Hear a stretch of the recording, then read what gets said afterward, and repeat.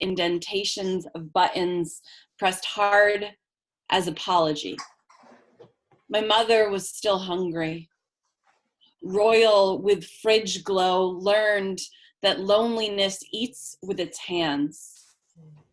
My body has always been a window I cannot throw myself from.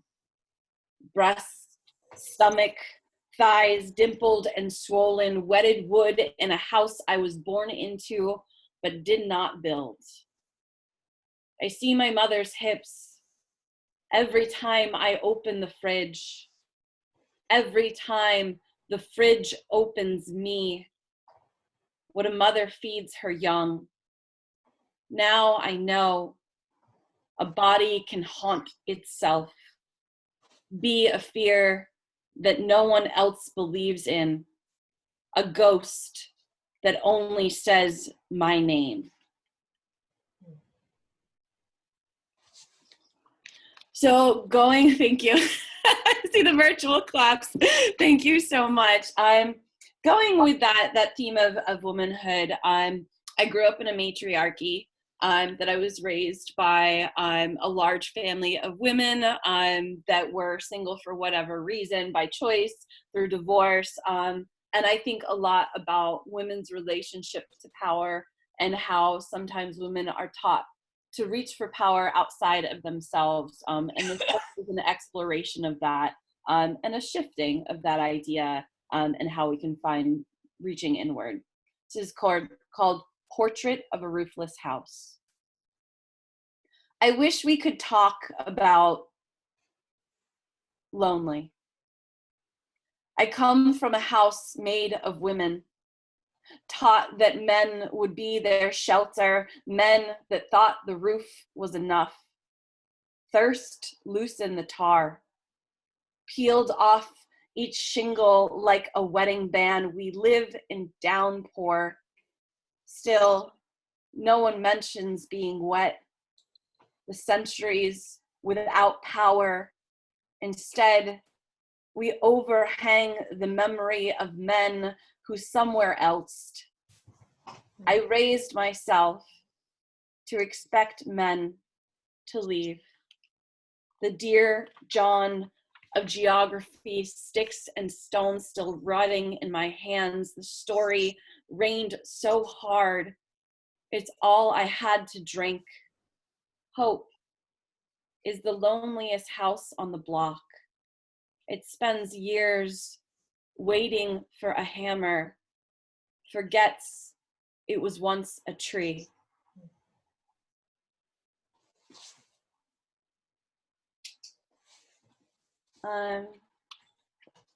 Since it's Mother's Day soon, and I just want to give some love to my mother. This poem is about her. It starts with an epigraph from Araceli Germay.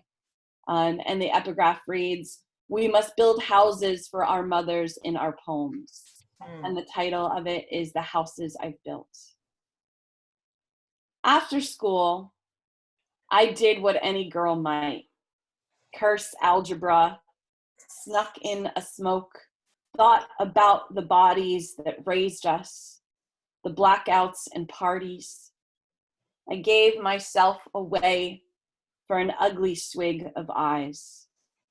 Mom, I can't blame you for the weight. I can't blame you for these walls.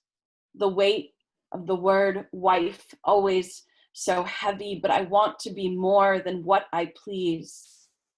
I am learning to say no, to build my own roof, but I call you crying and you ask about Omid first. Worry he has left me. Worry each meal will have an empty seat that looks like him. You gave too much. Gave your life away to man or memory. Mom, I built this book for you. Tell me a kitchen table secret. Let's heirloom each other.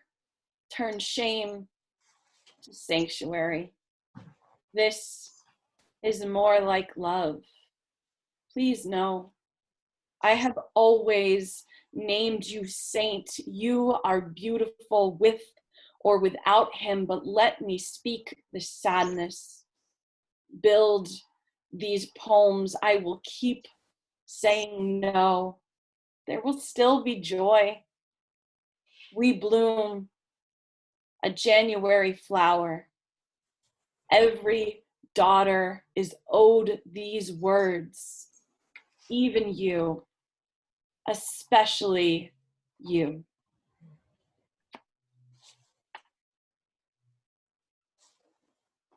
All right, so it's kind of funny. Thank you.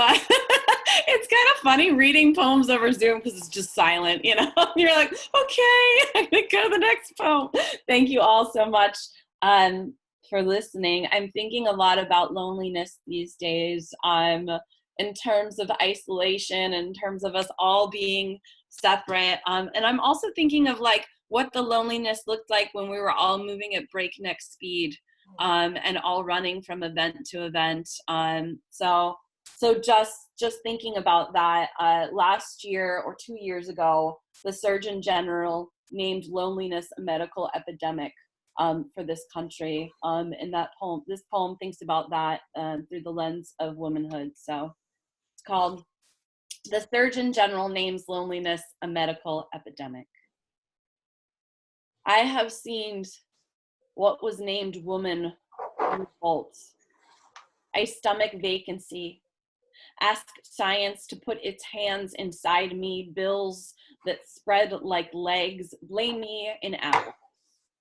And children I do not have until I am only bite, mouthful of rotten I'm sorries, naked.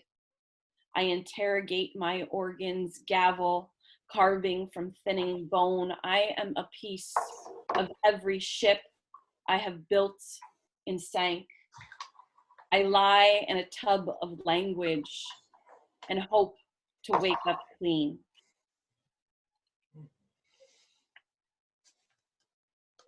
Thank you. So I think I'm a worried person in general. I worry a lot. And I think that part of that is my own disposition. I'm an Aries, I'm from New Jersey. There's a lot that makes me a worrier, but I also think that I was raised by a worrier and I was taught really well how to worry. So I was thinking a lot about my relationship with worry and what that looked like, as those of us among who are worriers will know, and this is called Owned. Worry ruined the only black stilettos I own. Worry knows that I hate my legs, how I'm flat-footed and ordinary, thinks I look better in boots. Worry claws at the freshly painted door, tore up the crate and barrel. Worry doesn't care about cortisol, about 12-hour desk lunches, about the boss that hired me to argue. Worry barks until it's fed. Worry worries I don't give enough, that even sleep is lazy, that I will be fat, never full. Worry hungers, begs for half my meal, drools at the smell of blood, steak, bacon, thighs. Worry whimpers, needs to be walked, wants the neighborhood to see. Worry pisses on every flower, knows that some name it allergy. I told Worry I bought a cage. Worry barked so loud the neighbors heard. Worry hasn't had its shots. Worry never neutered, wants to breed, wants to get on everything, always says, look how fast I family. Look how many rooms I live in now.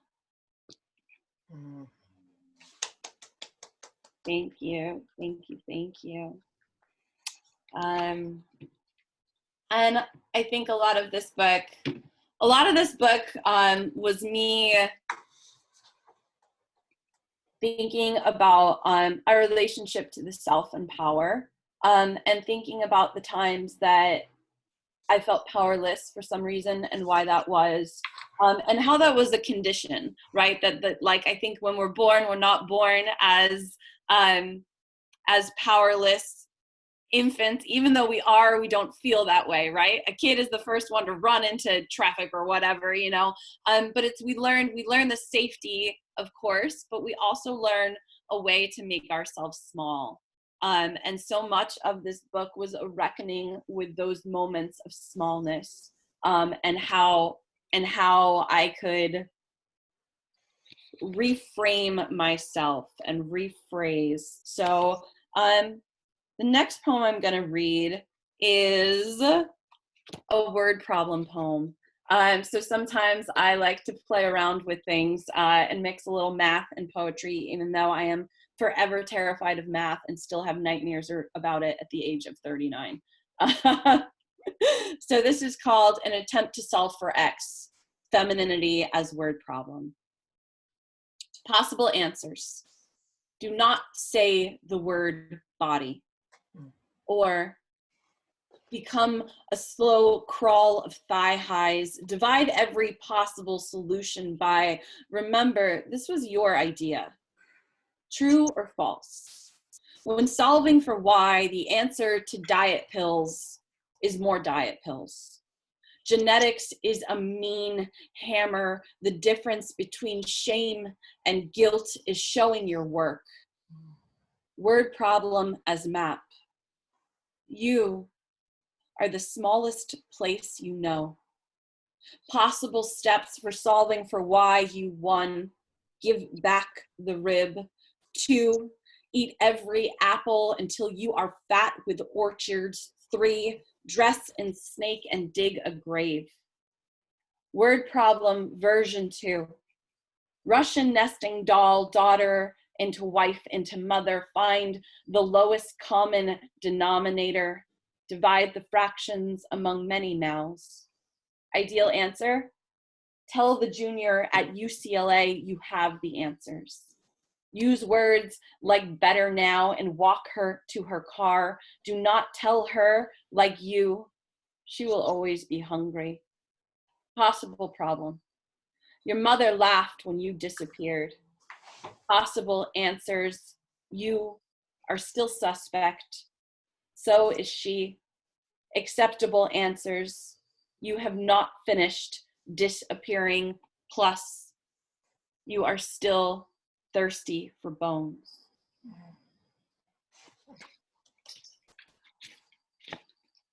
And I have, as we are talking, as I tend to do, changed one of the poems I'm gonna read. So I'm just looking for it in the table of contents, and I found it. There's a need for me to fill silent spaces. So a lot of this book has to deal with the metaphor of woman's body as boat for a couple different reasons. The backstory of it, I like backstories, I like poetry banter, so I'll share, is I've always had a complicated relationship with my body, which I think many of us have, regardless of age, gender, whatever it looks like. So I was in a Korean spa in Los Angeles. In a Korean spa, it's like a lady spa and everyone is naked. And I went to go take off my clothes to put on the robe.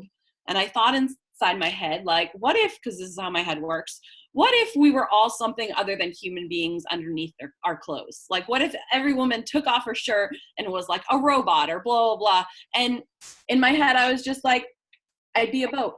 Like, very just matter-of-factly, I was like, I would be a boat. And that kind of opened up the metaphor for me of comparing women to boats. Also, when I was younger, I had parents who were separated, but they remained best friends. And my dad went bankrupt and he lost everything. His house was foreclosed on. And the only thing he had left was a boat. And he decided he would sail the boat he was moving from New Jersey to Florida to go move to Florida for a new work opportunity. So as a family, my sister, I, and my 2 divorced parents spent a month sailing from New Jersey to Florida on a boat that was named Romance, which is like, you can't get more ironic than the things that happen in real life, right? So a lot of this book also deals with the theme of me being on a boat with my family, knowing that I'm gonna say goodbye to my father. And this poem that I'm gonna read is called Replay, and it's a sestina. And it just is kind of a sestina for the reason that as I was writing this, I was trying to reflect on that experience and how it shapes me as a person. Replay. It started with silence. Coastline ate through me, salt or song spilled me into this sail. I try to write an honest goodbye. Stanzas splintered like oar or father. For 30 days we sailed together apart. Shoved inside, I swallowed a storm, a part of me that never knew water, just a body. Silence. Craves any word for God besides Father. The deeper I drink, the heavier the song. Now the ocean only means goodbye, a patchwork of stanzas and troubled sails. I warned myself, don't write about family. I whisper, sail away. Let childhood drift apart, but a sailboat is the slowest goodbye. A leaked, lonely. The four of us in our cities of silence. I've scribbled small mutinies. My words, weight, water, bloated, a song. I release the anchor lines of mother, daughter, sister, father. The ocean must miss someone too, father. Did you know this sailboat would turn throat? A rusted, ready song, these dirges I can still smell in the dark, a part of home that won't stop sinking, and this silence. How many times will I frame this goodbye? Please believe me. I only wanted to be good. By now, I have sacrificed the many names for father or family. I've gulped these ships of silence. I was raised like a sail, pulled like a sheet fraying apart, our history reeking with song. My mother swears this is not a sad song. These things happen. My pages or years too long a goodbye. My hands are itchy to ache. A part of every landscape I pen, lonely, the only wound I can father. Every line I write luffs like a sail. They ask what happened. I sink with silence. I song the sometimes. Every time a man walks out, I call him father. Goodbye, a hungry seagull that won't stop cawing my name. The sail, like the story, is filthy with holes. Silence, another kind of wind.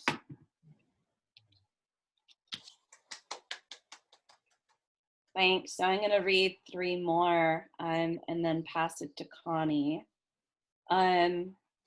So the title of the title of the book is Boat Burned. Or a boat, whatever you want, is Boat Burn.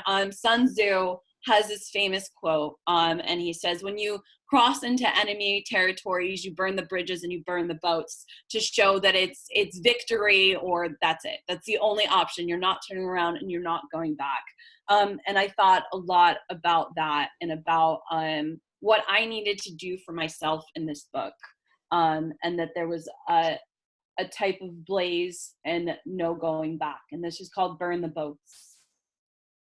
Because I believed somehow it was my fault. I never told anyone how my great-grandmother pinched the extra chub around my waist and asked, who will keep you now? Pointed to every empty man not at our table, told me I'm only as good as what I can please. Hunger, my only harbor. I carried this, a body full of broken boards and boundaries. I never told anyone how my first love dropped threats like an anchor. Warned me what would happen if I took on water. Sinking always slipped between his speech. I believed being boarded equaled boat. So I floated. for 7 years, subtracting what I had for another body, parts of me that couldn't fit inside his hands. My first love never let me use his front door. Instead, gave me a dark portal to climb through. I only remember this. In bed, he would measure the circumference of my thighs, then beg for less. I became the smallest vessel I could steer every day. He climbs through my story until I gathered enough distance to choose another name I can't turn back.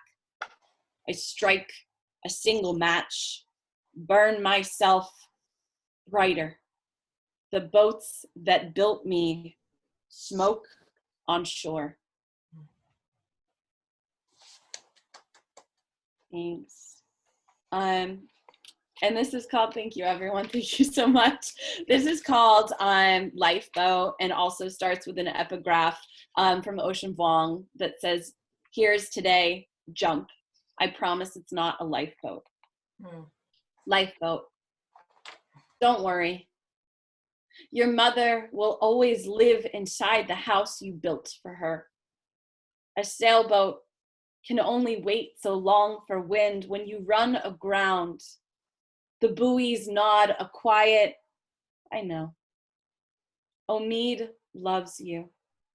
Anchor the children close at sunrise. You write about the morning after your sister almost died.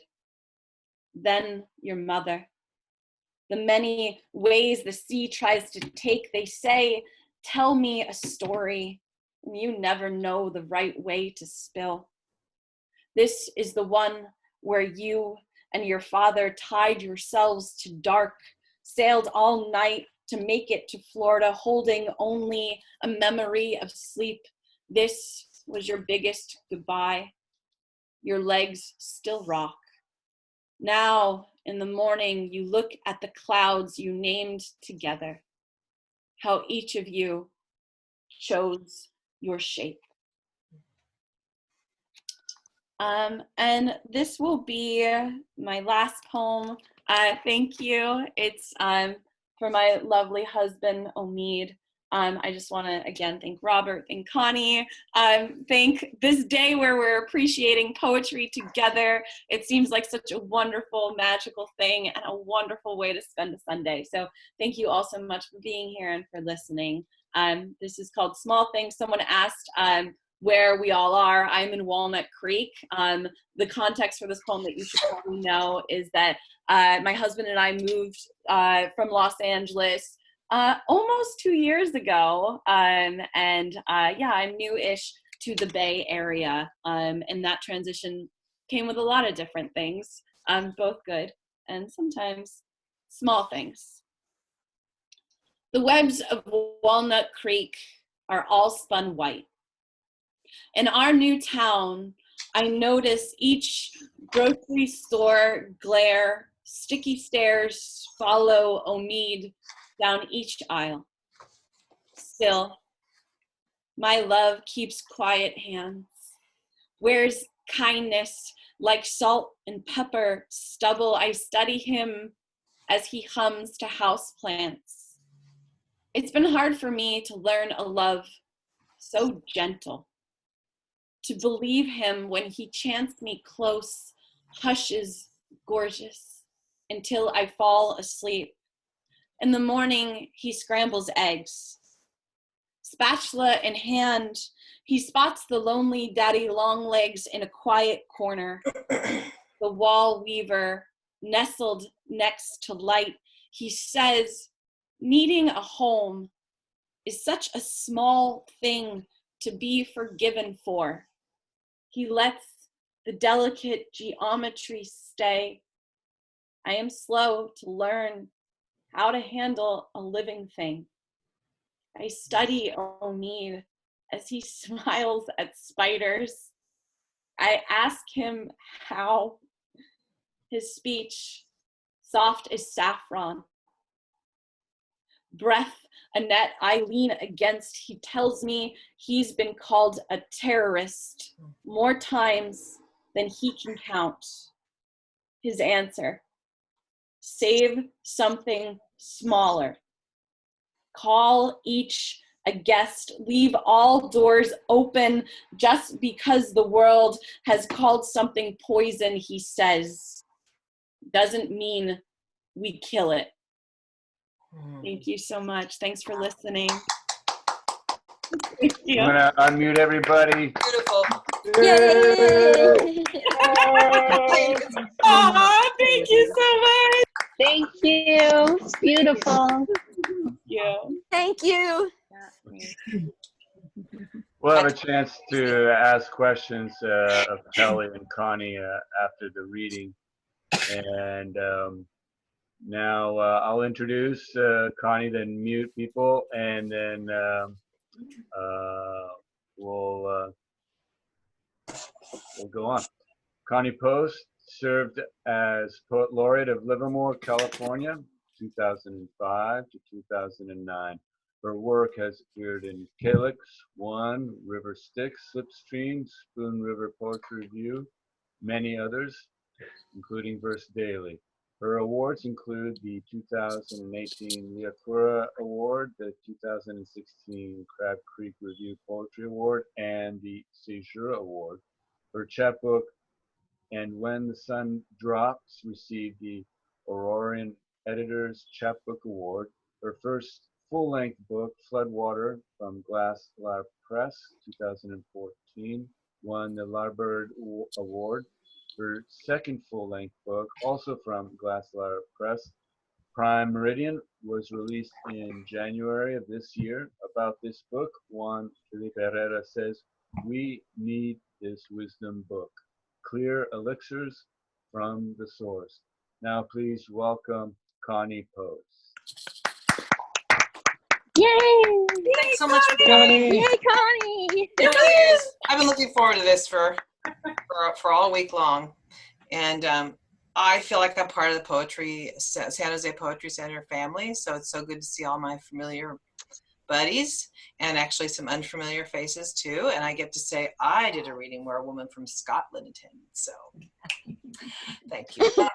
So I'm really loved listening to Kelly's poetry, and actually we've known each other and met for coffee a number of times, but I haven't really heard her read publicly, so it's been really neat for me to hear that.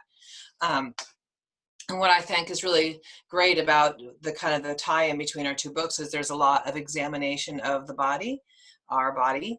There's a quote from this book called Our Bodies Ourselves, and when I'm old I will wear purple, and it says you're going to get a body.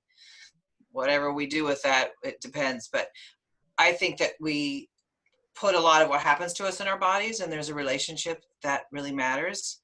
And so the parallel in my book is a lot of it talks about the relationship of what happened to me in my body and then the earth and how it feels so broken right now, as is evidenced by what we're going through. And by the way, I don't recommend having a new book in the pandemic, but I'm getting kind of used to Zoom. It's like the poetry Hollywood Squares. And but I'm really going to kind of dovetail off some of the stuff that Kelly brought up too. And so I'm just going to read the title poem first. And the title of the book is Prime Meridian, because it's that examination of the splitting in the center of the self and kind of sometimes how we're two halves or more than that. So I'll just start off the theme in about Prime Meridian. Step upon the earth as if it is melting. Fold the continents as if the borders were already singed at the edges. Hold a container and let all of the ocean run inside of it. Drink the salt until it's all that is left of us. Succumb to the talons of the last orphaned eagle. Let it pull you up by your shirt collar and sail you across the life you were supposed to have. Look down and watch the glaciers fall, the oceans rise. The inlets of every river drown inside themselves. Listen for the sound of your own voice falling backwards. Listen for the sound of the ocean turning itself under, as if the earth were a womb and you the child passing through. Another poem I wrote about, we live, of course, in earthquake country. Oh, thank you. is fault lines. And this kind of sets up some of the theme of the book, fault lines. And of course, my throat decided to wake up with a little tickle in it this morning. So I might be taking a couple of water breaks, but I'm sure you understand. Fault lines. A small earthquake is reported 50 plus miles from where you live. You wonder if that explains why you tripped last night while meandering in your sleep. It's morning. You go to the kitchen, drink dark coffee, and pet the dog. As the day rolls by, you think about a geologist crossing a room, quickly studying spikes and patterns, finding a way to give a numerical value to the Earth's unsettled self. 4.2 has its own meaning, magnitude, years, centuries. As evening descends, you look up facts about tectonic plates and ocean crusts. You haven't spoken to your family in 15 years. You wonder how much longer a fault line can maintain its own silence. Here's a poem I wrote when I was walking, and this is kind of one of my relationships with the earth ones. But there's a nice path outside, and those of you who know me on Facebook are seeing constant pictures of this path because we're in quarantine, so we go out into the path walks all the time. This was when I was alone, walking beside October. I come across a blue-gray salamander frozen in the middle of the wooden bridge. I step over it, and it thanks me by scurrying away. I think of the way I used to step in the hallway when you'd pass, hoping you would not spill your Jack Daniels down my legs, hoping your shirt buttons were fastened. I remind myself why I take walks at dusk when the sunlight abandons the house. I hear solstice calling me home. I hear the salamander move the weeds aside and run back to the shallow creek bed. I look back and thank this traveler of this small country for teaching me how to move across a rugged terrain without a passport or even a name. Thank you. So this is, my time. I'm 58 years old. I've had a pretty rough life, and I'm just going to say that when the Me Too movement came out, it gave people more permission to tell the truth. It was really scary for me to release this book, and so I don't think I showed my book, but here, this is my new book, to tell this kind of truth that I think more of us grapple with than most of us know, and I know some of you know what I mean. So when I was in grade school, titled, when my father used to say, I can snap your arm like a twig, I went outside every day, spending more time with the trees, learned the language of the bark while unfolding myself under the shade. I went on long walks, collected broken branches and garbage from the roadside. I tripped over tree roots, sticking out like bone from beneath the earth's skin. As the years went by, I built a hidden tree house. There are no doors, just quiet places to enter and exit. It's very hard to learn to be comfortable in a body who, thank you, has very traumatized. And so that's been a long journey for me, but okay. So this, I feel obligated to the book to read this poem, but it's also probably the hardest poem for me to read, but it is my story, and I feel like that story needs to be told. So my father was in the Korean War, and probably most of you know this, but in case you don't, the Korean War was referred to as the Forgotten War. You stumbled around the house through most of the 1970s, sometimes muttering things about Korean girls I didn't understand. You took long fishing trips to the dark water and wouldn't return until there was no breath left in that lake. I asked Mom about it once. I knew you had been in a war, but didn't understand it had anything to do with your off-center gait, the rage you held in your right shoulder, and the passing out at 7 p.m. on the couch. One day, I went to get a popsicle in the garage refrigerator, and you were standing there, one hand, as always, on the Pabst Blue Ribbon, and I asked, did you ever kill anyone in the war? You went silent and looked away, but I knew already. I knew it by the way you laid the hooked fish out on the counter, the way you cut one long line down each body, severing their forgiven skins. Taking out the eyes, saying they were a delicacy in other countries. You, seeing in me, how relieved I was they could not see you anymore. I knew the lake would someday disavow the fish, as I have you. But at times when I drive past a murky lake, I still see us, stumbling over the soul-soaked fields of our forgotten war. I made it. Thank you. And then I think I'm going to continue on the fish theme because I didn't realize until I started writing this book, it's like that is a lot of fish poems. But my dad and the relationship of myself through what I watched happen to the fish was important for me to note. Deboning a fish. I wonder what the fish saw in my father before he gutted them. Were they relieved to know they'd soon be out of misery? Relieved to stop the gasping for air, to cease the futile flailing around the countertop? Did they wait within themselves and pray for the long knife? Did they remember the lake, its muddy bottom, knowing they can never return? You can tell me, and I already know, that fish don't understand these kinds of things, but neither does a small child. At some point, don't we all beg for mercy? Thank you. Thank you. I'm going to read a poem about, got into gymnastics in high school, and I really loved it, and I watched the Olympics constantly in the 1970s. And then when the most recent Olympics, do you remember when we had the Olympics?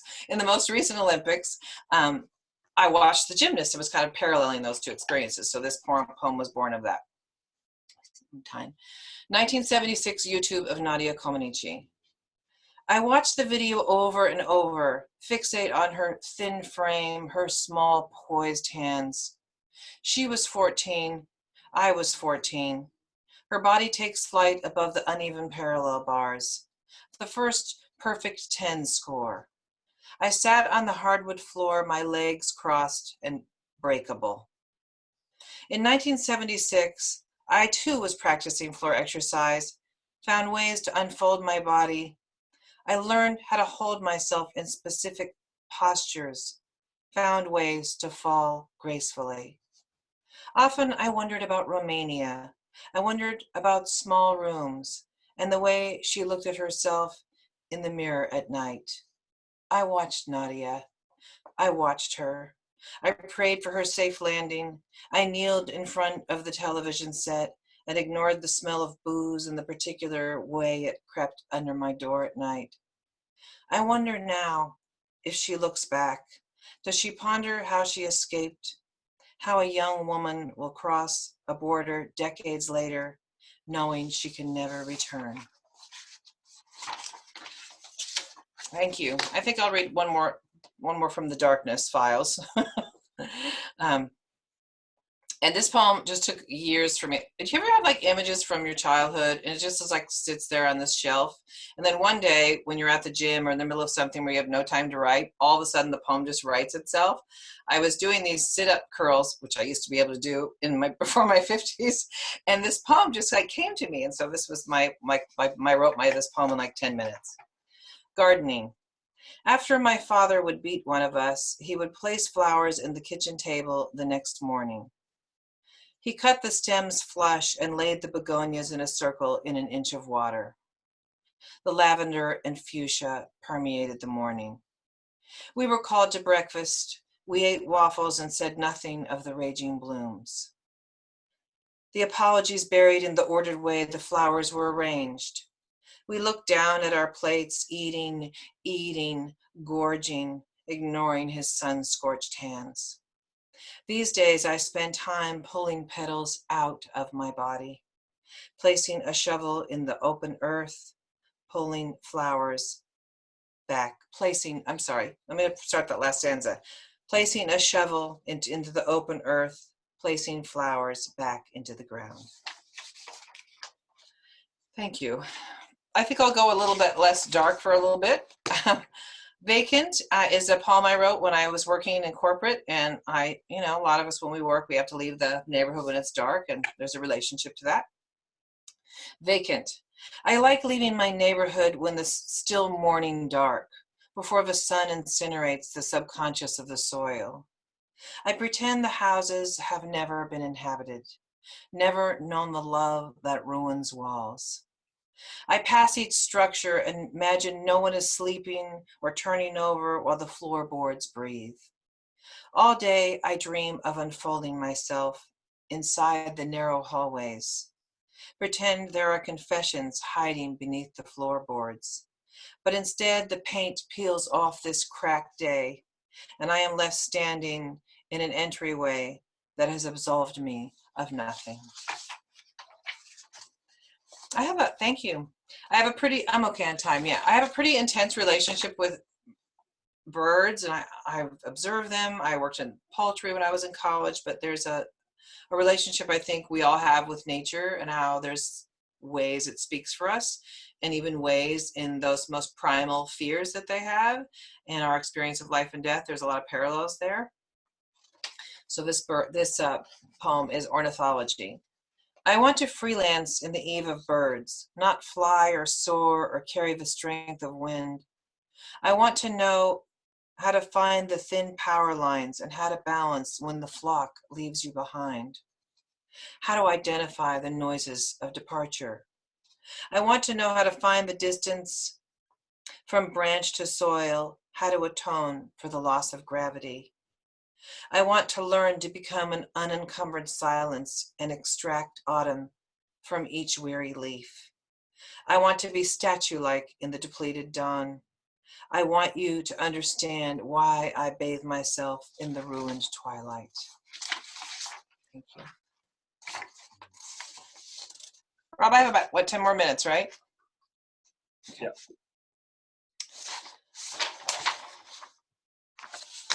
I think that especially now in times where we're alone, I'm never alone because I got grandkids living here, but a lot of people are alone, that we have a relationship with silence, and it's a very particular relationship with silence and what that means, and also in connection with our bodies. Infatuation. I am in love with silence, the way it can fracture a room, how it moves across the stairway through you as if you wore the wrong dress. I step in and out of the false quiet as if it is a kept woman, as if it understands the agreement of entrance and exit. I hold its hand only when convenient, only behind the champagne table when no one else is looking. I act as if the wooden beams of the ceiling are not falling. I pretend this room was not built on a fault line. I pretend the plates of language have not slipped like a loose jawbone, and I am not standing here bracing myself in a doorway already collapsing. I have 3 more. So, thank you. I'll go 1 more dark and 2 more, I believe I believe they're somewhat redemptive, but as you can probably gather from the poems, I had not a good relationship with my parents, and when they died, I wasn't involved in anything in the end, but it was a very complicated and difficult decision. And I'll just explain it through the poem. The burial was Wednesday. Everyone gathered at your gravesite but me. When I think of you in the casket, I can't imagine how a body can be any darker. So instead, I wonder what prayers were muttered, what psalm they all believed will deliver you from evil. Though I walk through the valley of the shadow of death, but here I am, walking away, dragging my own corpse across the desolate valley, wearing the cloak of the heretic, making sure the fabric doesn't unravel. I tell myself I'm ready for exile.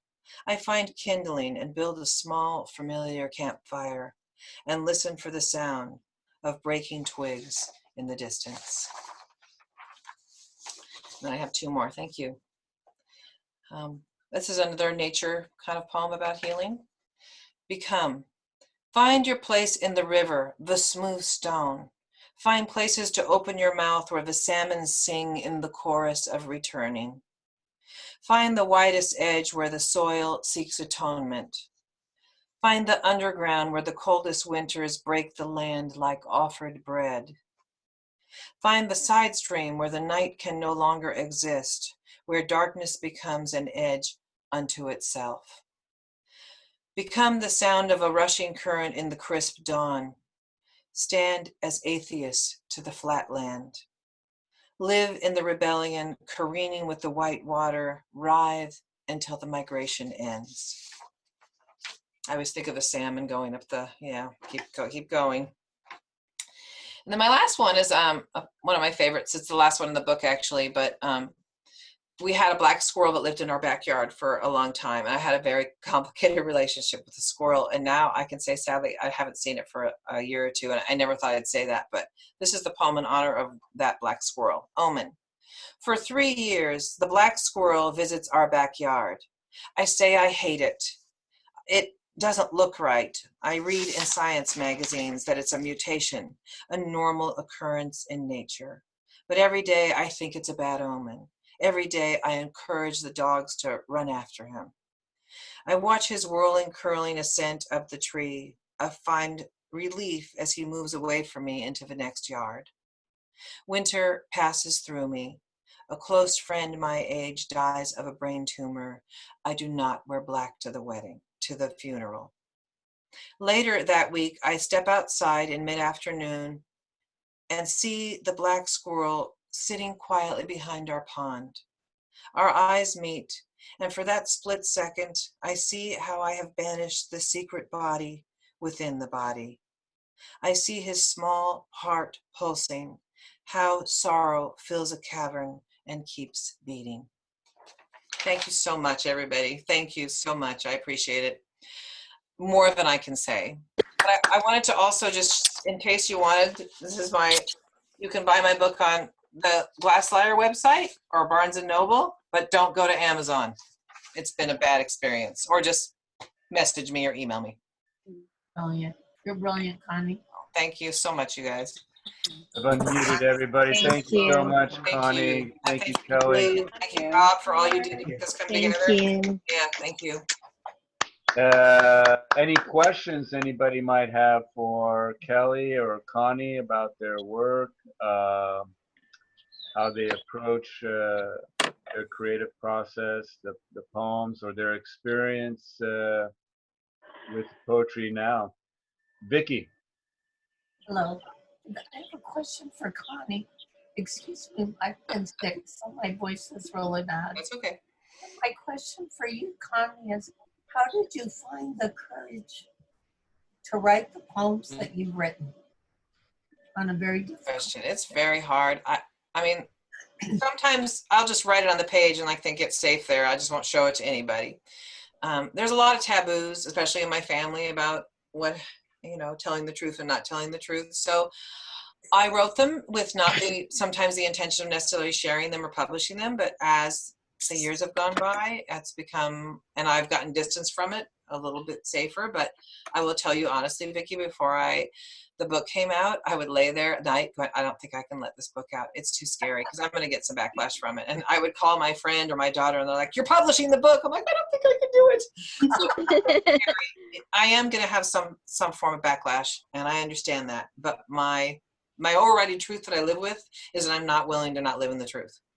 It's too expensive, and I'm not willing to disavow what happened to me for the sake of making nice. So it was very scary, but I did it anyway.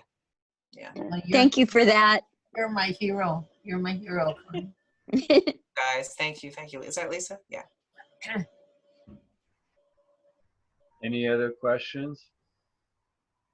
Kelly, did you have a similar approach or feeling with both Burn? It was funny. Yes, definitely. I laid in bed and was like, my family will not love me anymore. Like, I was just like, this is a straight up fact. They're going to stop loving me and I don't know what I'm going to do. And is it worth it? So I was really concerned, and I approached my mom, who I was the most concerned about. because I'm very, very close with my mom, and she took the brunt of a lot of what happened in my past. So I actually asked her, you know, like, I'm concerned, I want to talk to you about this. And my mom was, and it's a very different situation than Connie's, obviously, but she was like, you know, write what you want. Your interpretation is your interpretation. So we actually had a car ride where we were driving to Las Vegas together to go see a concert. And she said, I would like you to read every single poem to me, and we're going to talk about it. Oh, wow. And Oh, I was wow. like, oh shit, that's intense. I was like, and I'm going to be trapped in a car, but it was one of the most interesting car rides of my life. You know, like, we got to the bottom of stuff that I was 38 at the time that, you know, we had never gotten to the bottom of. And I really got to understand where she was coming from, which is something I don't think that I had before. So it was pretty incredible. Whoa. I wanted to add that to Kelly's nervousness about the family and stuff, but there's a really funny sitcom I watched, but Susan Sarandon's in it. She plays a real award-winning novel with a lot of bad history, and she goes, I haven't spoken to my family in 4 books. But not funny. There's some fear always associated. I mean, the writers are going to tell the truth. Yeah. Oh, that's Connie, good. what's the name of the show? Oh, it's Mike and Molly when it used to be on. They have this 4 thing where Susan Sarandon plays this really kind of tortured writer, and the darkness is so funny about the writing thing. But that's one of the things. It's like, who cares? I haven't spoken to my family in 4 books, so yeah. That's hilarious. Here's a question. Any special magic to the approach on the first line? You have one poem, for example, Connie, after my father would beat one of us. Yeah, can I go first? I'll go first, and then you can. There's no special magic except for that it was to reach out and grab me by the collar.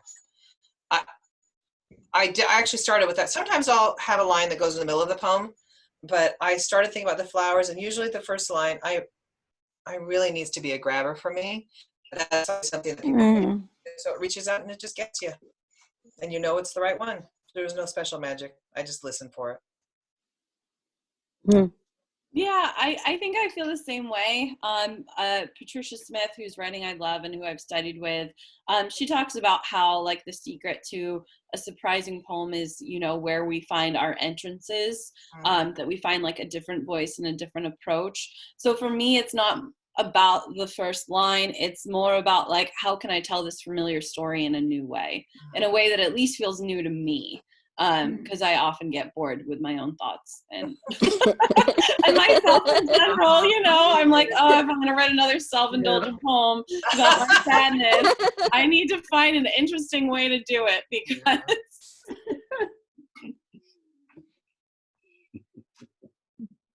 Any other questions from others? For both of our readers, I don't think there's anyone sitting here today who doesn't want to give you a hug. Yeah. Don't make me cry during Zoom. I'm giving you all We a have to come up with a new virtual hug thing. Like, yeah. There is no virtual hug thing on the bottom of there is no. We got to create that. Thank you. They're Thank you just so thumbs much. up and clap. Yeah, that's great. I did want to thank Rob though. He works so much in the background, and a lot of when you organize these things is really unrecognized. But I really appreciate all of you and Rob for all you do for Poetry Center. Yeah, thank you so Thank you, much. Connie. Thank you, Kelly. I want to say one more thing. I definitely want to stay for the open mic, but if I disappear for a few minutes at a time, I'm having a bad back drama, so I'm just gonna like leave for a minute and then come back. But just I'll be back. I haven't left you, I promise. No worries.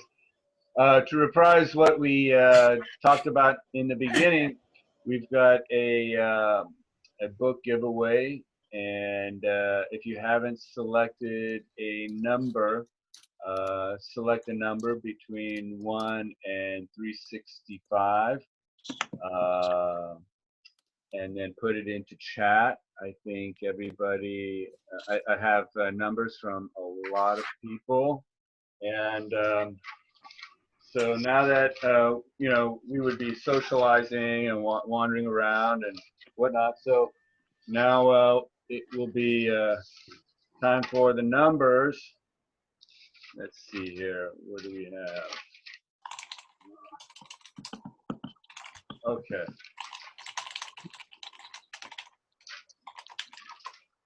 So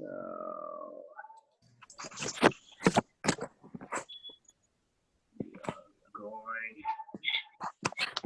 to the Markham Library upstairs. That was quick. Yeah, I like it. Better this way, better than the other way, which is very. Those steps are pretty small, and then you fall. Hey, you just did a rhyming. You did a couple of couplets there.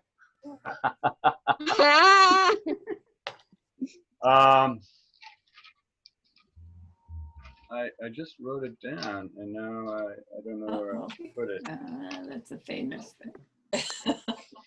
Oh, here it is. Here it is.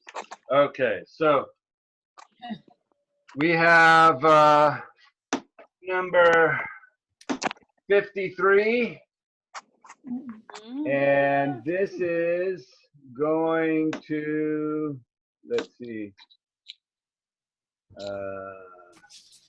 53 is going to Joel. Oh. Let's see. I think everybody can see the chat, right? So if I make a mistake and my math is wrong, you let me know. So this is to Joel. Congratulations, Joel. Thank you, And, Robert. email me, folks, your address to which you want the book mailed, and then we'll do that. Next is, let's see, here. Pull it out. Okay.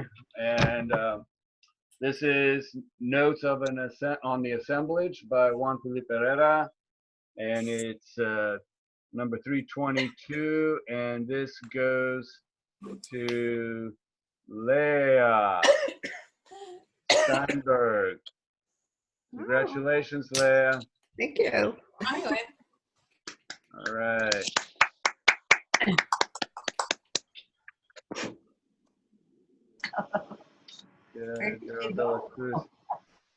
Oh, wait a minute.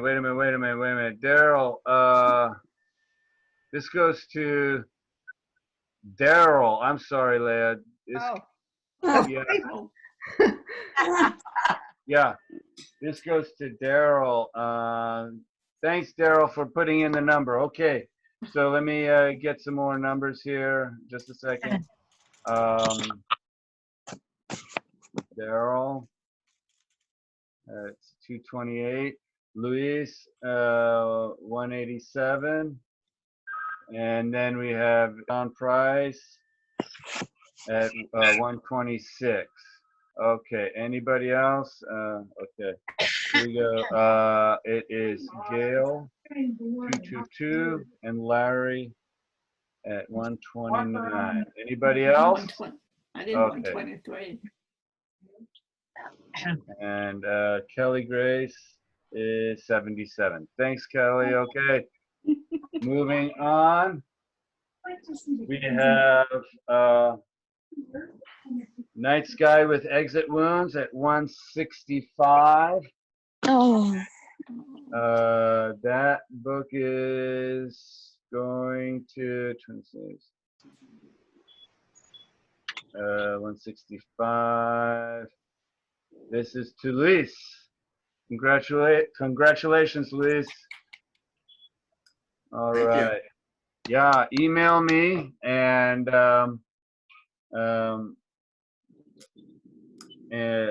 at robert.pesich@gmail.com, and we'll get that taken care of. All right. And now, next book is Joy Harjo, Soul Talk, Song and Language, number 201.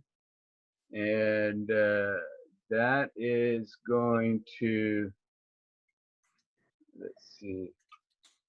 So Daryl and then Joel. So let's see. 201 goes to John Price. Okay, John, congratulations. John, can you also email me a good time when you're at home? I'm going to drop by a broadside Okay. from long ago. Yes, from long ago. Thank you. Okay, very good. Yeah. And let's see here. Okay. Carolyn Kaiser, Cool, Calm, and Collected. This is a big book, number 11. And this is going to Diane Moomey. Congratulations, Diane. Oh, thank you.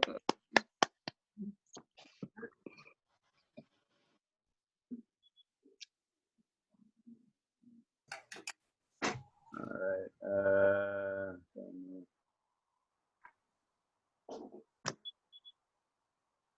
Okay, and let's see. Masuma put in number 89.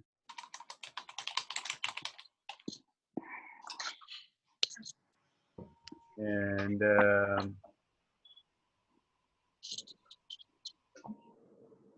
this is now coming from the box, A Portrait of the Self as Nation by Marilyn Chin. Did anybody? Oh. Yeah, maybe. And 272. Ooh. Larry Hollis.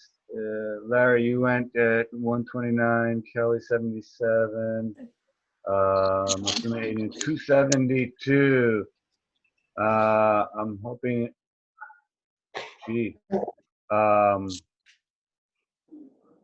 close to 123. Did anybody else?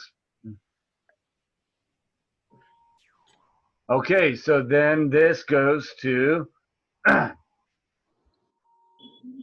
love how he shares his reading list. It's like this pillar of literature, and it's a pillar like an altar.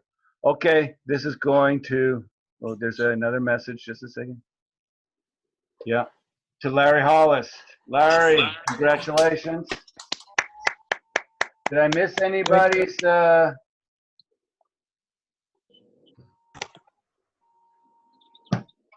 the chat? I hope not. No. Okay, great. Now we'll go to the open mic. But first we'll wait for special guests.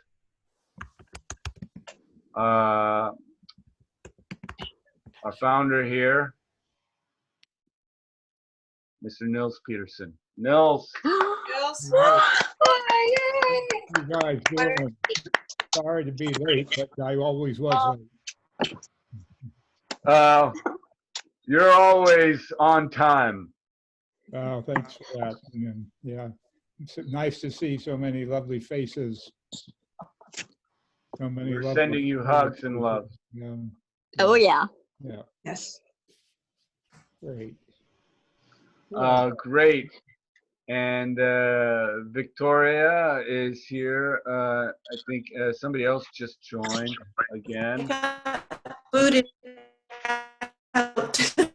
I got booted out, and then I was waiting for you to let me back in.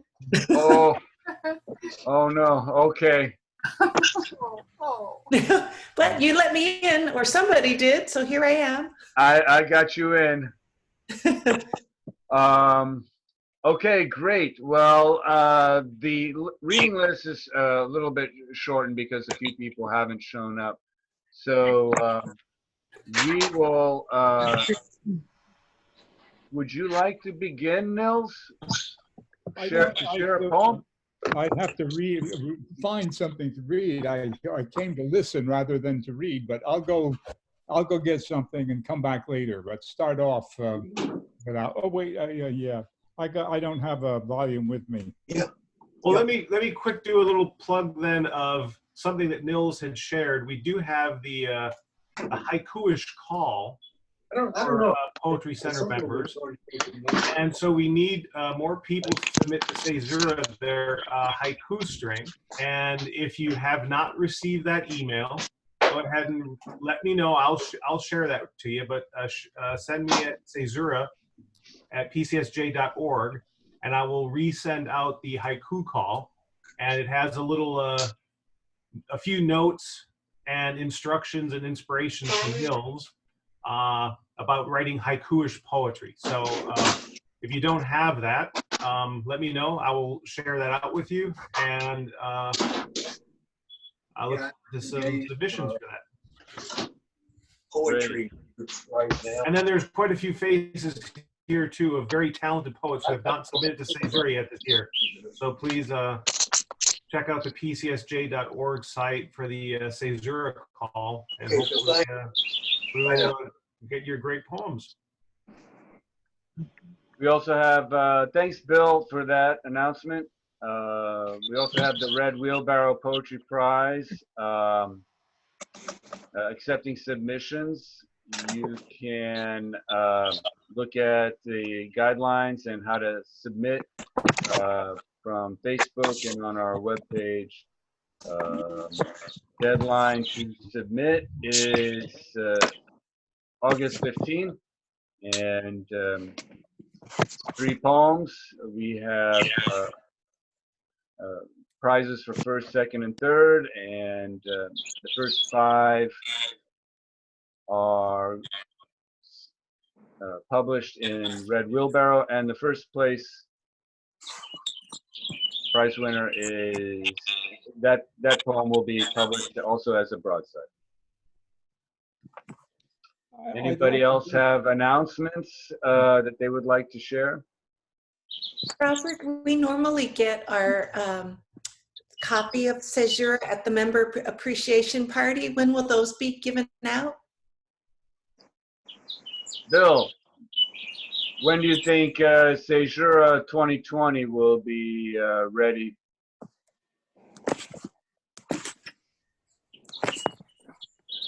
Let me unmute you.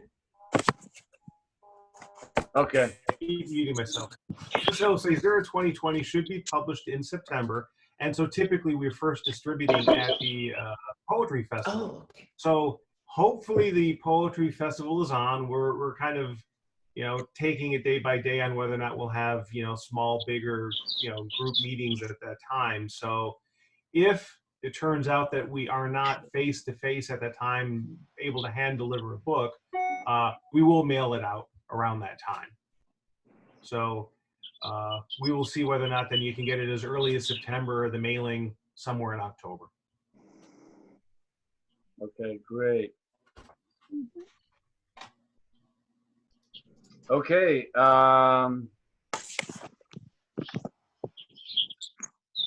Nils from Seattle. Yeah, I'm in Seattle, and I'd like to read 2 poems that are rather, well, I start off, and maybe I'm not going to be able to. So many of you know that my wife passed away last week, and so I'm sorry. in the collection called All the Marvelous Stuff that the Poetry Center published is a poem for when I first, well, I had intended this, but so the first poem I wrote to Judith. That day the wind spun off the sea and blew us close. We walked, it's called Winter Visit. That day the wind spun off the sea and blew us close. We walked the rough geometry boardwalk before the bordered shells of summer pastimes. The ice bones of the Ferris wheel circled above our heads. Inside the pavilion we kissed between the stall, merry-go-round, and the lifeless pinball. then down and out to the water's edge, where gulls watch silent from the pilings, as we left two still trails across the sea's junkyard in their winter keeping. So.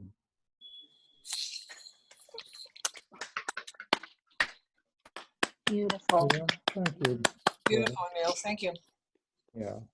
Thank you for letting me read it. Thank you, Nils. Now, please welcome Larry Hollis to the mic. Hi. I've been enjoying some of this time because some poets and other people have been doing a lot more. Billy Collins is daily at 2:30. Our in specific time has been basically that so much, and also Patrick Stewart has put in a project. He's reading all of Shakespeare's sonnets every day. He reads another one, and so I've just really enjoyed those. So I wrote a little poem about that called "Billy Invited Me Over to Play." Billy invited me over to play. He's done it almost every day. He shared his words with me, so I'm writing this poem for him. Billy's invited me over to play. He's done it almost every day. Every day he redecorates his background just so I'll check in with him. Billy's invited me over to play. He's done it almost every day. He's brought peace and calm, so these few words are to say thank you to him. Well, Patrick has invited me over to play. He's done it almost every day. I'll be damned if I write him a sonnet.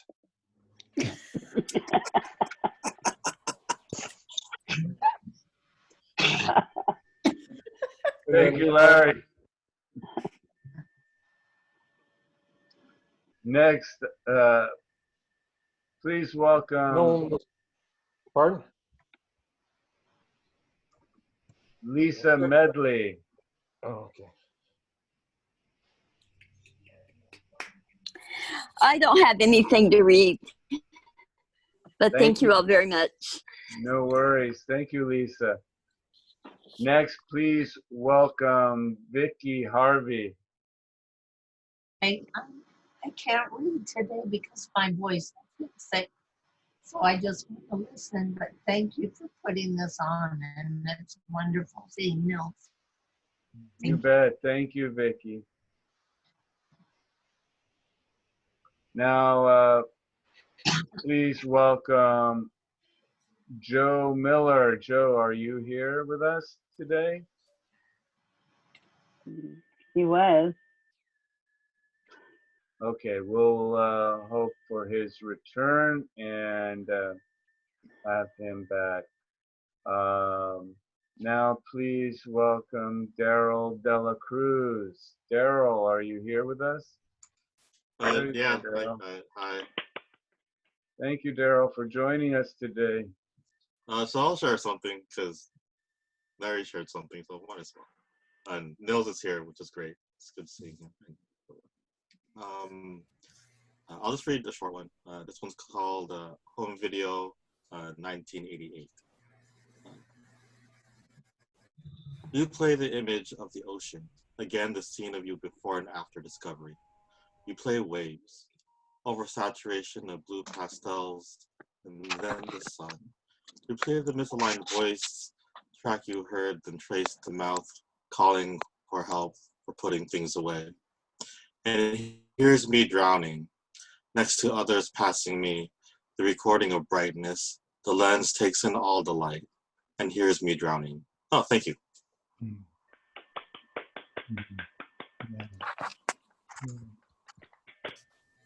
Daryl, thank you so much for sharing.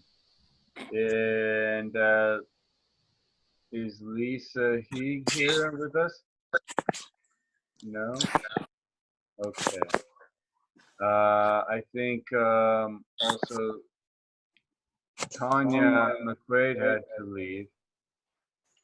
So we'll go next to Joel Katz. Joel, are you here with us today? Yes, I am. Can everybody hear me? Yeah.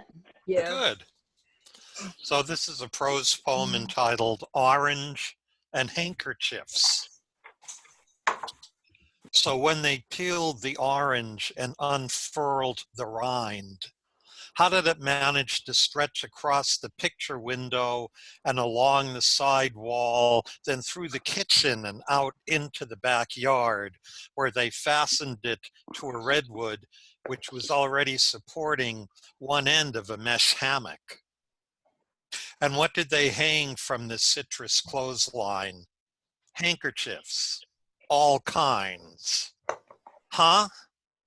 Are we talking about the bandanas you mop your brow with after cleaning out the attic or futzing under the hood of a car? The white handkerchief of surrender? What the old-time bank robbers wore? Or are we at a Jewish wedding with the bride and groom seated on chairs which get lifted onto the shoulders of attendees, the newlyweds nearly falling off, and the only thing connecting them is a white handkerchief whose opposite corners they're grasping? What about the pocket squares that Fred Astaire and Cary Grant wore in their jackets? 3-point fold, crown fold, the cagney, the straight shell, or what some men wore in the back pockets of their jeans to signal desire. What about the kerchiefs some of our grandmothers would wear shopping? Or when going to the supermarket, the bandanas we ourselves now wear over our nose and mouth because we've run out of surgical masks? How long will the citrus clothesline stay up before it falls to the ground and some of the handkerchiefs are no longer needed? Thank you. Thank you, Joel. Thank you for sharing, Joel. Next, please welcome Doug Nelson. Doug, can you hear us all? Yeah, my frame says Trudy Brenner. I'm glad you saw through that. Yeah. You must know this person I'm permanently joined with by the heart anyway.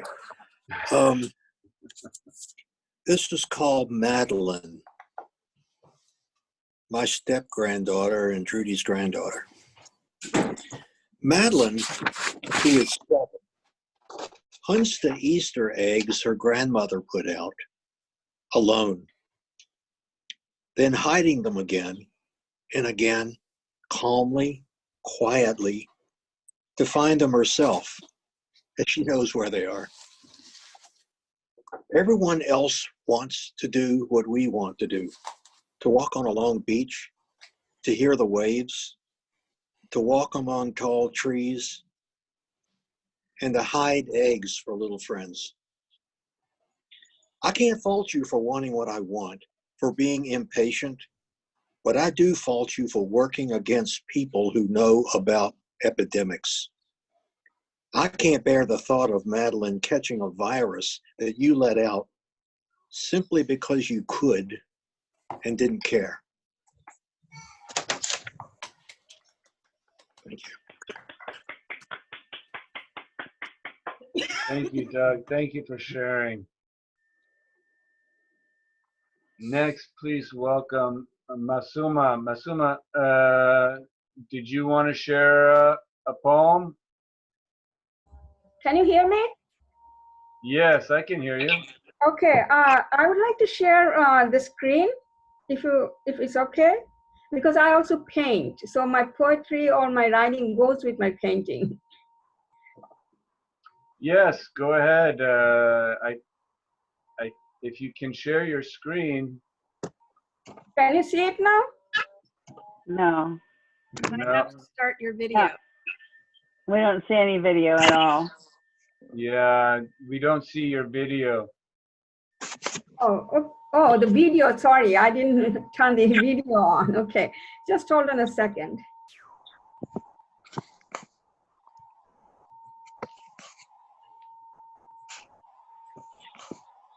Okay, there's your video. Okay. Can you see it now? No, we can see the top of your head. No.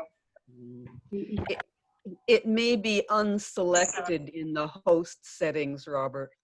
Sharing screen may be unselected. You cannot say, okay, I'll just read it then, because the painting is more important for me. The artwork, it tells a lot more about my writing than just my writing. So that's why I wanted to share. You have to adjust the screen because we can only see the top of your head. Okay, can you see the paint? No, less now. Go the other way. This way? Yes. Yes, a little more. A little more, yeah. Little more. Little more. There, that's very good. Okay. That's good. Okay. So this is about I roam without boundaries. What can I do when I cannot go out? Or can I go out with most of my face covered in a mask that makes me feel nauseated? Nature becomes remote and uncertain with its offerings. The restless birds leave the rest, pick up the insects from the ground, and fly off to the distant lands, maybe to the south as the summer approaches. I watch them, feel them, and touch them, their free spirits, as I sit down with my paintbrush. I bring them to my sanctuary in earnest, with the fierce brushstrokes on a piece of white cotton fabric. Breaking away from the lockdown shackles, I become the bird, and so to catch the tune of the music, composed somewhere in the land of freedom. Nature lets me roam without boundaries. Thank you.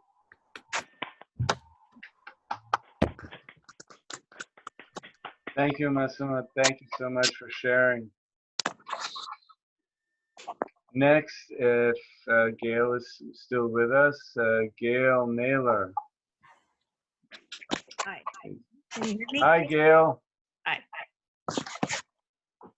This is called Memory of Dreams. I turned off my alarm and plunged into a dream. I was speaking German badly and laughing with a woman whose face I can't quite recall. An hour after shaking off the night inertia, I still feel sleepy, hungry. Cold kefir, a juicy red-skinned apple, and a handful of almonds I roasted myself will calm the spasms. But knowing there are no safe spaces, no casual gatherings or purposeful exchanges, no kinetic community outside the corners of my laptop monitor produces an entirely different hollowness. Still, I miss the possibility of going out more than I miss the going itself. How often have I dragged my heels, not wanting to leave the magnetic field of a book or a nearly completed garden project? Not wanted to talk to people I don't know or barely know, or sometimes even those I know well. Almost always it was you, cajoling, convincing, dragging me from my cocoon. And I nearly always enjoyed myself more so than not. Because of you, I remember that piercing anvil chorus surging from the orchestra to the balcony to my fading ears. I remember floating so close to lock walls on the Danube, I could drink the moisture as sunlight and river edge disappeared from view. I remember sitting on ice-cold metal chairs near midnight, listening to live jazz and fighting to stay awake. I remember Paris. Our great-grandchildren will hear our stories and call them dreams. Thank you. Thank you for sharing, Gail. Thank you. Now, please welcome to the mic, Jade Bradbury. Hi, Jade. Hi, great to see all of you today, and Nils, very special to have you with us. The title of this prose poem is excerpted from Lucille Clifford's poem titled Cutting Greens, the bond of live things everywhere. Cooper's hawk on the roadside fence bordering a small coastal airport runway is wrapped, watches private planes take off and land, blinks strange birds. I think of the rockfish someone on the pier caught yesterday, oddly bound up in a confusion of fluorescent orange plastic ribbon the fisherman's hook snagged. How the fisherman whose human species shares 99% of its DNA with lettuce tossed it over the rail and onto the beach in disgust. How gulls flocked to it, pecked gloomily, finally abandoned it to the tides. Oceanic transmigration reborn on another shore as salt-polished bone shrouded in deathless plastic. Nor is the large feathered creature on the runway fence just any hawk. He is ancestor, a reminder of this, that this land was, is, can be a place of trajectory, a shaped destiny trapped in time. He is my relation this day, his presence here a liminal connection. We meet, rise up and return, transition from the ground beneath the sky we share as molecules of living breath. Thank you.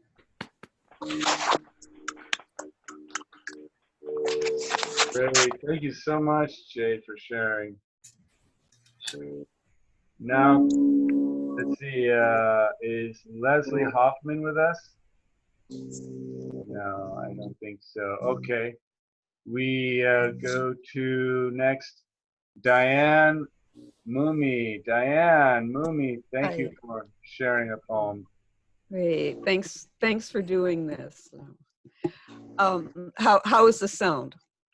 Sound is good. Okay. Okay.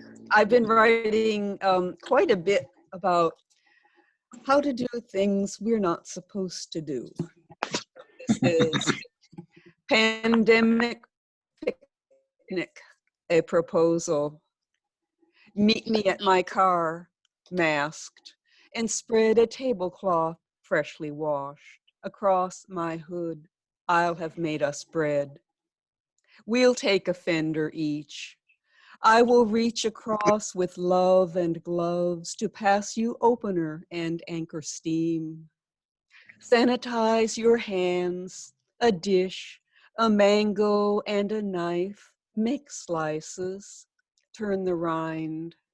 My bracelets will jangle, shaking crispy crackers from the box, arranging cheese with tweezers. Pros will wait to catch the things we drop. On a plate beside the figs and grapes you wash so well, life boy, I can tell. Finger bowls of alcohol in case. Pigeons will pass over, sure to leave a billet doux. How very blue and white our sky. I'll say I do believe tomorrow's forecast is for thunder showers. We have umbrellas. And ours.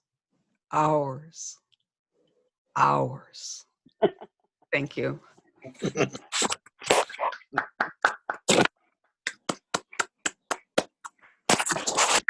Thank you, Diane. Thank you for sharing that poem. Next, please welcome Stephanie Pressman. Hi, Stephanie. Hi. I've been writing a lot of midrash poems based on the Old Testament, and this is on the story from the story about Dinah. The more that I do this, the more I realize that the Bible and our present day are so the violence and some of the horrible things that go on are haven't changed much since those biblical times. This is called Judgment in Shechem. I walk out to meet the women of the city. This morning, the air's sweeter than in my grandfather's land. Trees leaf out, grasses green and gold, wave and shimmer in the breeze. Quail peck at seed heads. The patterned chants of doves echo up and down the path. A harrier dives to devour a mouse. I walk out to greet new neighbors, discover new recipes, new weavings, new comforts for home in this new place. A man dives at me, tears my skirts, takes my virgin blood, then says he desires me, says he's the prince of the city named for him.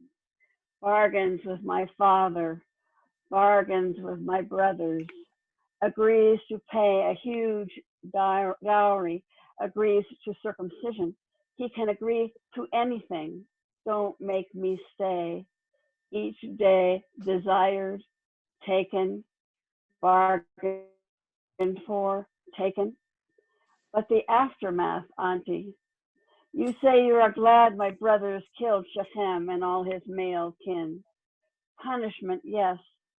But Auntie, raping the women, abducting them and their children, now they dwell with us. I can't face them. Grasses brown with shame, the morning gray with it. Though I bathe and bathe, dust clings to my skin. Trees denuded, limbs paralyzed. The patterned wailing of wives and daughters circles our tents. Thank you. Thank you, Stephanie. Thank you for sharing that poem. Next, please welcome Mary Marcia Castle. Okay. Thank you. Thank you for doing this. Thank you for all of your poems so far. It's so wonderful to hear each of you in my ear so clearly. So this one, I think I'll just pick this one for spring, which we're getting through, and despite everything, persists. It's called Listening, She Begins Singing. A bamboo flute, laughter. It shows around a string of necks. It caresses an enormous keyhole. A bamboo flute enters anywhere as gently as incense cannot. She is the clear edge of a river. She passes through beneath and above, transparent. This is why you are able to sleep. This is why you are able to dream. She has removed your standstill and kept you standstill. She has the evening open. Time itself opens. Landscape. She has brought a blush to old paintings. The bamboo flute, restful now in your blood. She can read a change of air. She can wait for you. She can wait. She breathes with false and alive and true affection. She graces dear, the new place within you, a full bucket feed, art of wood, the placement of fingers. She is air as ever she was and will be each day. A bamboo flute smiles outstretched. Stretch beckons to stretch. Come closer, closer. Music has hypnotized desire. Oh, reassure me, beautiful bamboo flute. Rise into my hand, hard, smooth as a young man, precious as an old charmer. They become song. Thank you. Thank you, Mary Marcia. Thank you so much for that. Now, are there any other participants who would like to share a poem? I would like to share one. Leah, go ahead. Thank you, Leah. This is called These People Unmute Themselves When Others Are Reading. Good. These moments we carry. These moments we carry are singed with smoke and foggy hues of light. These seconds melt into the seaweed. They carry my unanswered questions into the crater of empty breaths. No more wandering, no more time to journey past the barriers that dissolve when your touch dances into my dreams. Does it end quickly in milliseconds like a thermonuclear explosion? Or does it glide gracefully into a mountain stream, noting every jagged edge and smooth surface that has taken centuries to perfect? No one knows. Knowing only comes when it is too late to speak. Only then can we grasp the richness of colors surrounding the infinite light. Thank you.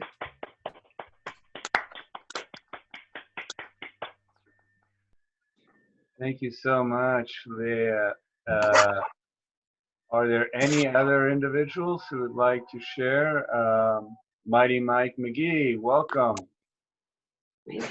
Are you making me read a poem, Rob? No, but you know. I am making you read a poem. We are encouraging. Okay. All right. I see how it is. All right. Give me a second. I wasn't planning on reading anything, so let me pull up something new. Open my recent files. I would have been here earlier, but I read to kids on Facebook Live every Sunday and Wednesday morning from 11 to noon. So kids came first. My apologies for missing our headliners this morning, but it's lovely to see everybody. So I'll just read something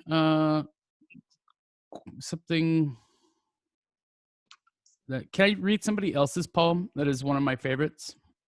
Yes. Yeah. Sure. This is a poem by Jeffrey McDaniel called The Quiet World.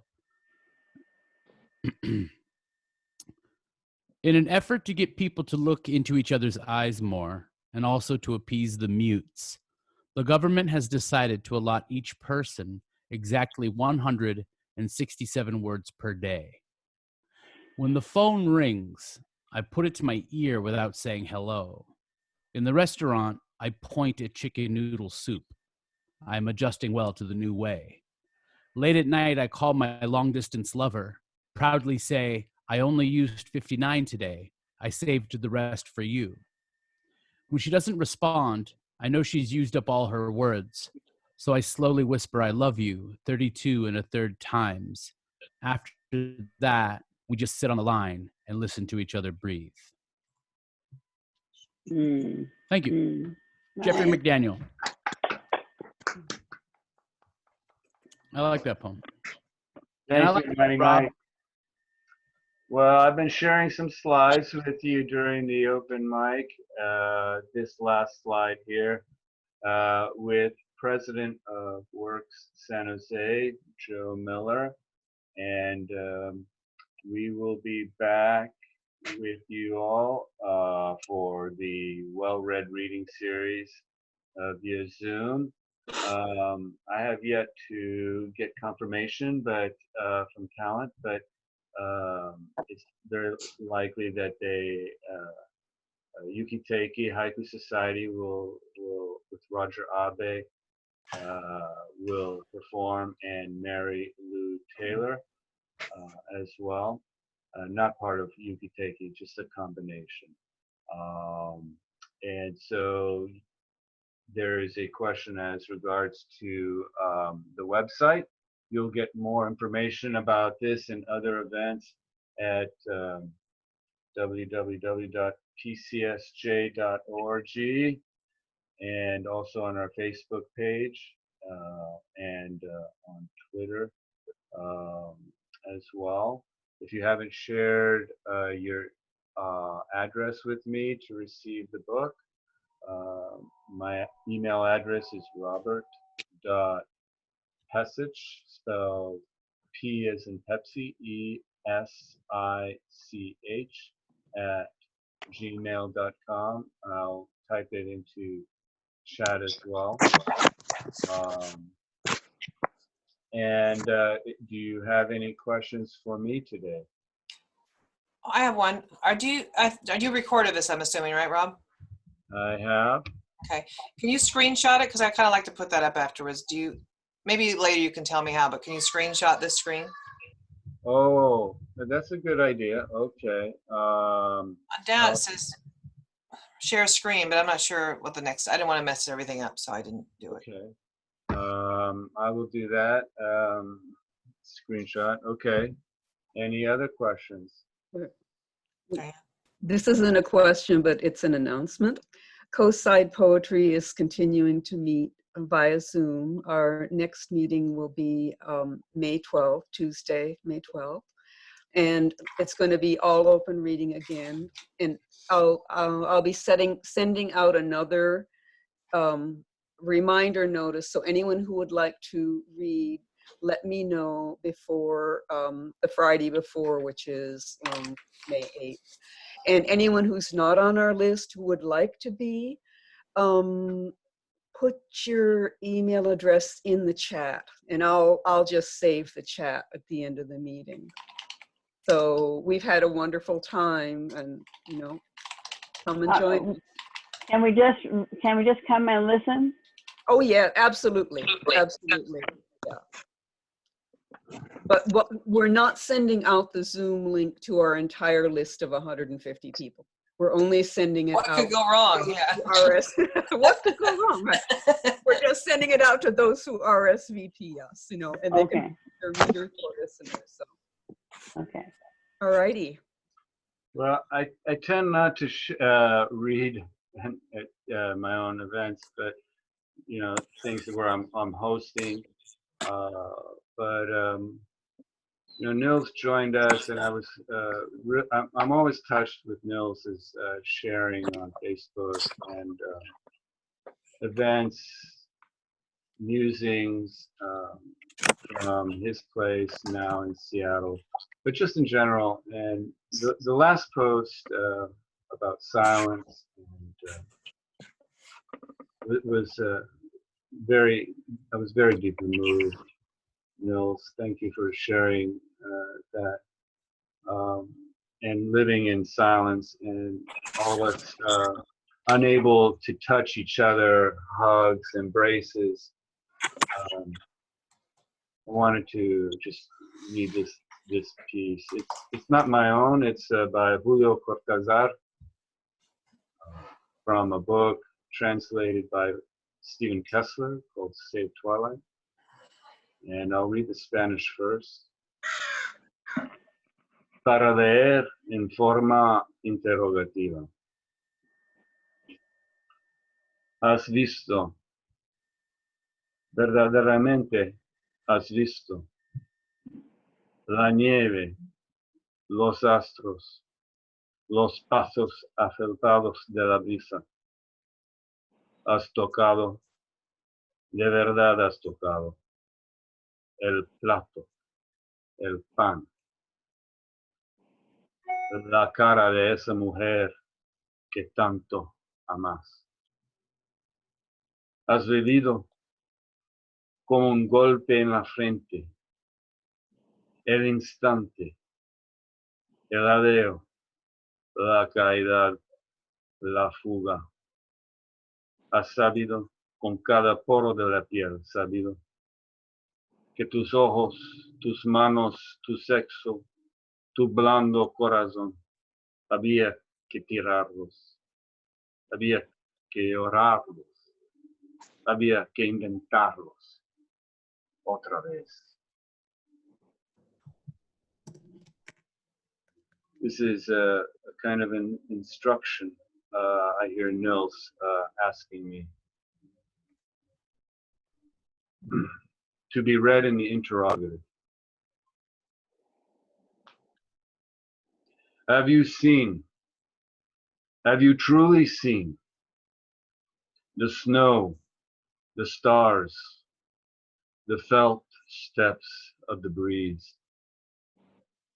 Have you touched? Really, have you touched the plate, the bread, the face of the woman you love so much? Have you lived like a blow to the head? The flash, the gasp, the fall, the flight. Have you known in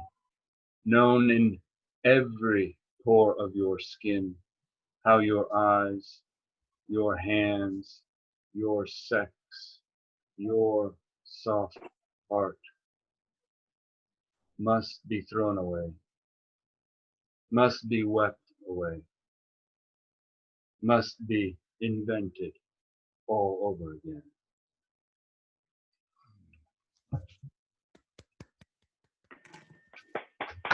Julio Cortázar, translated by Stephen Kessler. Beautiful reading. Yeah. Wonderful. Thank you all for joining us today. Hope to see you in 2 weeks' time.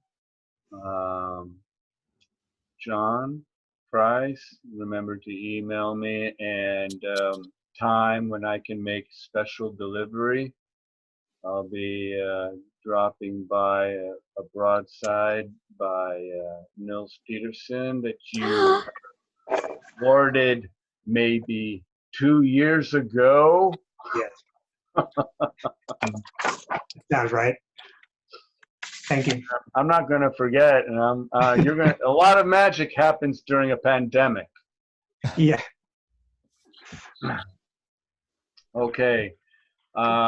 Thank you all for joining us and participating. Thank you, Connie. Thank you, Kelly Grace, for joining us from your homes. Thank you all. Yeah. Thank you so much for having me. Thanks, Connie. It was great fun. It was good.